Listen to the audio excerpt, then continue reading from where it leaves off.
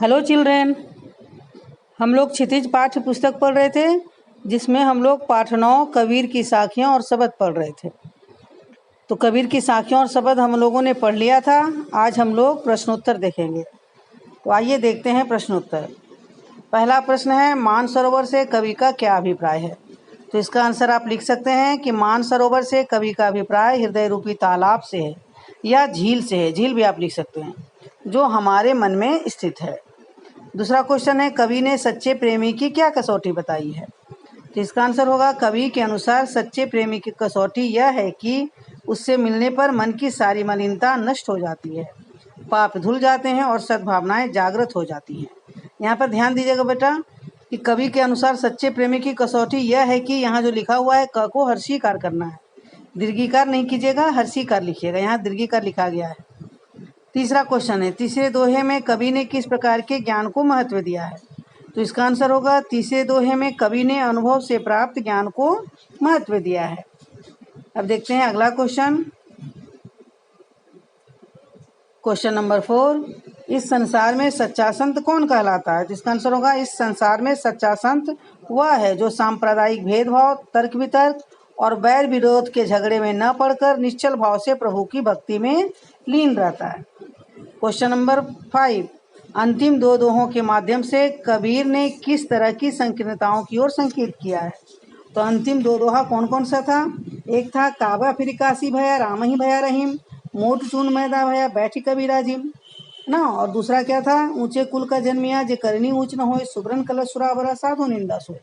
तो एक में अपने अपने मत को श्रेष्ठ मानने की संकीर्णता है और दूसरे में अहंकार में जीने की संकीर्णता है, ऊंचे कुल में जन्म लेने के अहंकार में। तो इसका आंसर होगा, अंतिम दो दोहों के माध्यम से कवि ने निम्नलिखित संकीर्णताओं की ओर संकेत किया है। पहला लिखेंगे, अपने अपने मत को श्रेष्ठ मानने की संकीर्णता और दूसरे के धर्म की निंदा करने की संकीर्णता। दूसरा नंबर में लिखेंगे, ऊंचे कुल के अहंकार में जीने की संकीर्णता।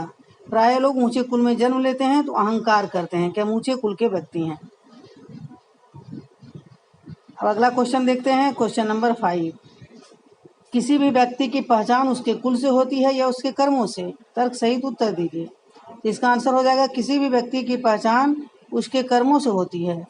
आज तक हजारों राजा पैदा हुए और मर गए, परंतु लोग जिन्हें जानते हैं वे हैं राम, कृष्ण, बुद्ध, महावीर आदि। इन्हें इसलिए जाना गया क्योंकि ये केवल कुल से ऊंचे नहीं थे, बल्कि इन्होंने ऊंचे कर्म किए।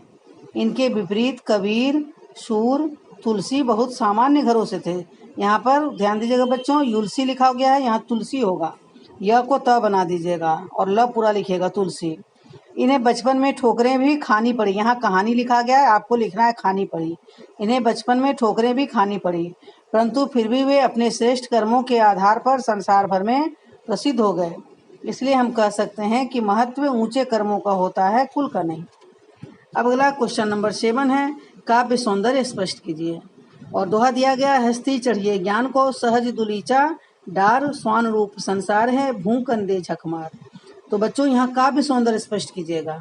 पहले आप भाव सौंदर्य स्पष्ट करते थे। भाव सौंदर्य और काव्य सौंदर्य में अंतर होता है। भाव सौंदर्य में आपको बताना होता है कि कवि का उस पंक्ति से कहने का क्या भाव है, कवि क्या भाव स्पष्ट करना चाहते हैं, क्या बताना चाहते हैं पंक्ति के माध्यम से। लेकिन काव्य सौंदर्य में आपको बताना है कि इस पंक्ति को कविता के किस अलंकार से सजाया गया है, यानी काव्य की सुंदरता क्या है, काव्य का सौंदर्य क्या है। आप लोग को हम अलंकार पढ़ाए थे और अलंकार काव्य के सौंदर्य को बढ़ाता है। आपको याद होगा, क्लास 8 में पढ़ाए थे, है ना। जिस प्रकार स्त्री की शोभा आभूषण है, उसी प्रकार काव्य की शोभा अलंकार है।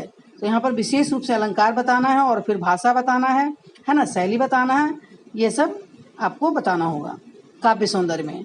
तो आइए इसमें इसका आंसर हम लोग लिखते हैं कि प्रस्तुत दोहे में कबीर दास जी ने ज्ञान को हाथी की उपमा तथा लोगों की प्रतिक्रिया में श्वान का भौंकना कहा है। लोगों की प्रतिक्रिया को श्वान का भौंकना कहा है। यहाँ रूपक अलंकार का प्रयोग किया गया है। अब रूपक अलंकार का प्रयोग कैसे हुआ है बाबू, ध्यान दीजिएगा। जब गुण की अत्यंत समानता के कारण उपमेय को ही उपमान बता दिया जाए, है ना, गुण की अत्यंत समानता के कारण उपमेय को ही उपमान बता दिया जाए, यानी उपमेय और उपमान में कोई अंतर न रहे, वहाँ रूपक अलंकार होता है।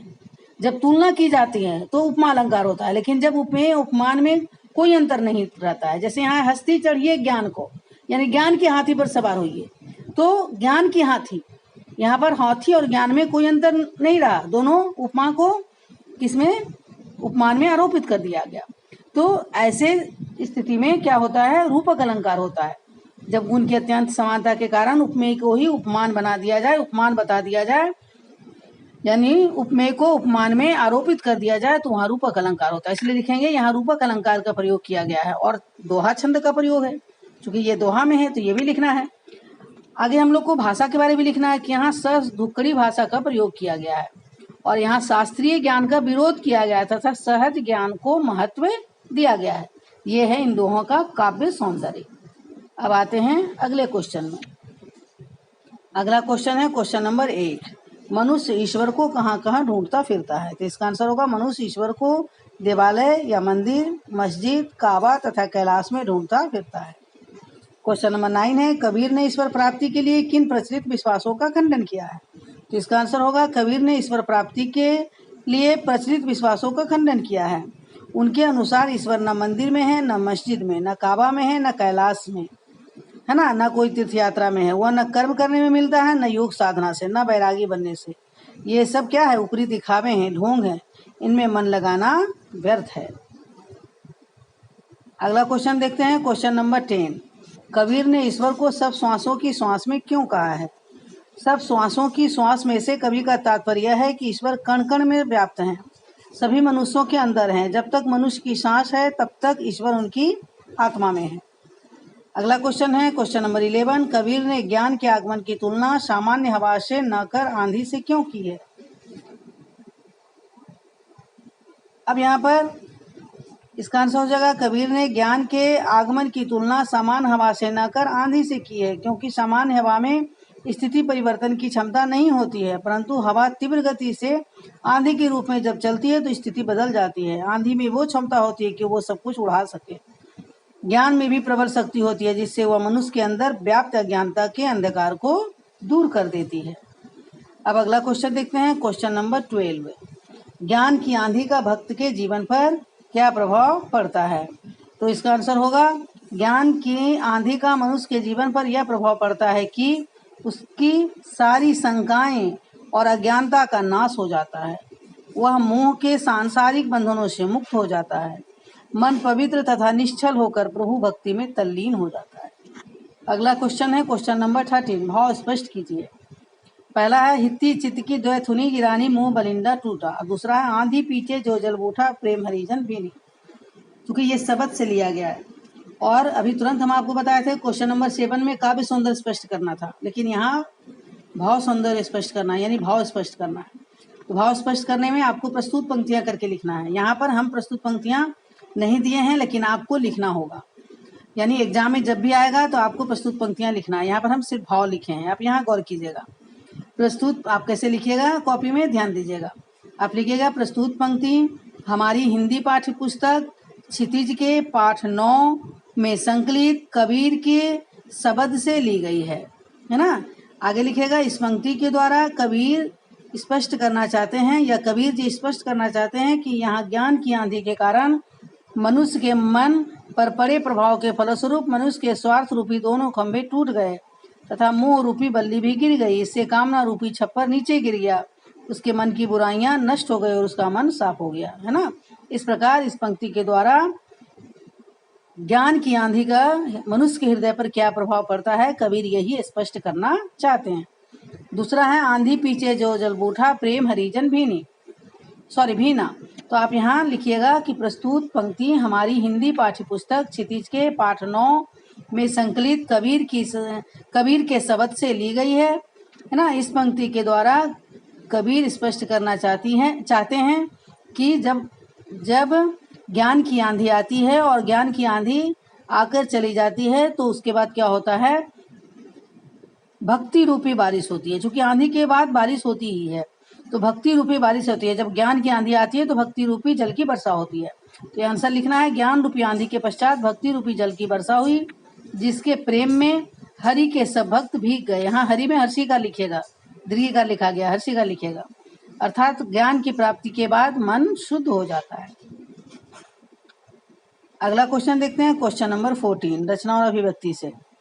संकलित साखियों और पदों के आधार पर कबीर के धार्मिक और सांप्रदायिक सद्भाव संबंधी विचारों पर प्रकाश डालिए। इसमें आप लिखिएगा कबीर ने अपने विचारों द्वारा द में हलन दीजिएगा, द्वारा जनमानस की आंखों पर धर्म तथा संप्रदाय के नाम पर पड़े पर्दे को खोलने का प्रयास किया है। उन्होंने हिंदू मुस्लिम एकता का समर्थन किया तथा धार्मिक कुप्रथाओं जैसे मूर्ति पूजा का विरोध किया। ईश्वर मंदिर मस्जिद गुरुद्वारे में नहीं होते हैं बल्कि मनुष्य की आत्मा में व्याप्त हैं। कबीर ने हर एक मनुष्य को किसी एक मत संप्रदाय धर्म आदि में न पड़ने की सलाह दी है। ये सारी चीजें मनुष्य को राह से भटकाने तथा बंटवारे की ओर ले जाती है। अतः कबीर के अनुसार हमें इन सब चक्रों में नहीं पड़ना चाहिए। मनुष्य को चाहिए कि वह निष्काम तथा निश्चल भाव से प्रभु की आराधना करे। अब लास्ट क्वेश्चन, क्वेश्चन नंबर 15 देखते हैं। इसमें कुछ शब्द दिया गया है कविता से निकालकर, उसका तत्सम रूप लिखना है। तो पहला है पखापखी। पखापखी का तत्सम रूप क्या होगा? पखापखी का तत्सम रूप हो जाएगा पक्ष विपक्ष। ठीक है। दूसरा है अनत। अनत का हो जाएगा अन्यत्र। तीसरा है जोग। जोग का होगा योग। चौथा है जुगति। जुगति का होगा युक्ति। पांचवा है बैराग। बैराग का होगा वैराग्य। और छठा है निरपक्ष। निरपक्ष का हो जाएगा निष्पक्ष। ठीक है बच्चों, तो आज हम लोगों ने प्रश्नोत्तर पूरा कर लिया। अब अगले वीडियो में हम लोग कोई दूसरा लेसन पढ़ेंगे। तब तक के लिए धन्यवाद।